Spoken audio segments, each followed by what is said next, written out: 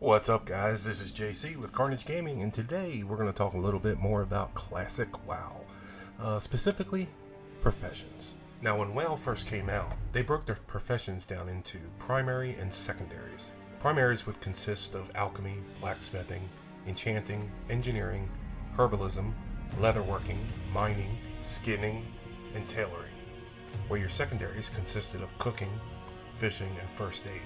Players were burdened with the choice of only being allowed to have 2 primaries, but could collect all the secondaries. Most of your recipes were given to you by your trainers. However, there were some recipes that were either drops off of bosses or mobs. Now, as you leveled up your profession, you would notice there were 4 different colors that your recipes would change as you skilled up: orange, yellow, green, or gray. Orange would be a guaranteed skill up, where yellow is only frequently, green infrequently, and gray would mean you wouldn't get any more points out of it. Now that we got that out of the way, let's go ahead and start talking about each one individually, beginning with first aid. Now first aid is considered a secondary profession, which means everybody can pick that up on top of the 2 primaries that they choose.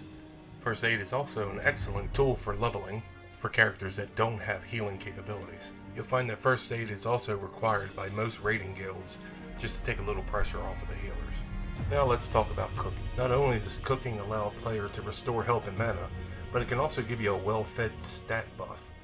These buffs can range from stamina, intellect, strength, agility, and spirit. These small increases can sometimes mean the difference between life and death. Last but not least in the secondary professions is fishing. Fishing is the most time-consuming profession, and there are people that would much prefer to get kicked in the nads over and over and over instead of doing it, but fishing does have its perks. Without fishing, you wouldn't be able to catch some of the fish that are needed in most cooking recipes. Also, woolly blackmouth are needed for alchemy recipes, and you can't forget the deviant fish, which can turn you into a pirate or a ninja. Next up, alchemy. Alchemy paired with herbalism allows you to pick flowers and turn them into flasks, elixirs, and potions. Alchemy is a good way to make gold in the auction house, not only just for healing elixirs for people leveling, but high-end raid guild will require flasks, oil, and elixir that you can provide.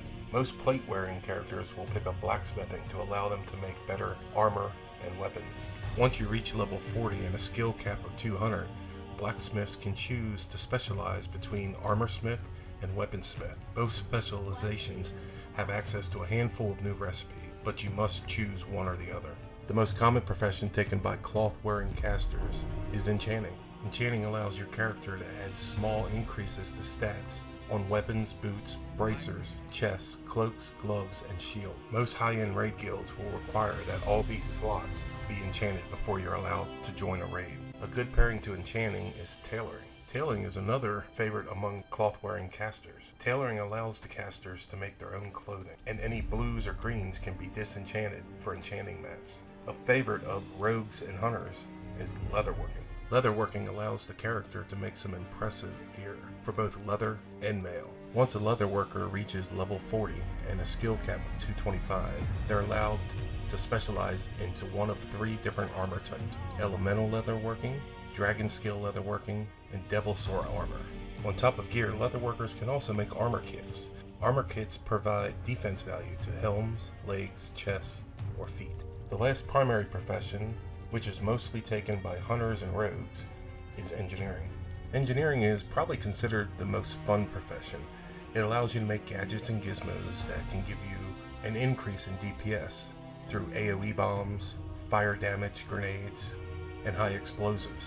Engineers also have the capability to add enhancements to range weapons, such as scopes. At level 30 and a skill cap of 200, players can further specialize in goblin or gnomish engineering.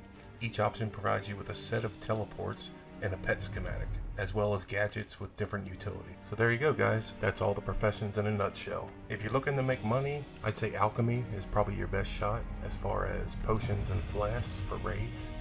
Other than that, I think I'd stick with just the gathering profession: skinning, mining, herbalist. Pick 2 of those 3 and then just take the mats and put them in the auction house. Well guys, I think I'm going to go ahead and leave this video here. I didn't want to make it too long. You can definitely get more in depth. Check out Wowhead, and you can see exactly which recipes you can get for which professions, which wouldn't be a bad idea since upon server launch it's going to be quite hectic and busy in each area.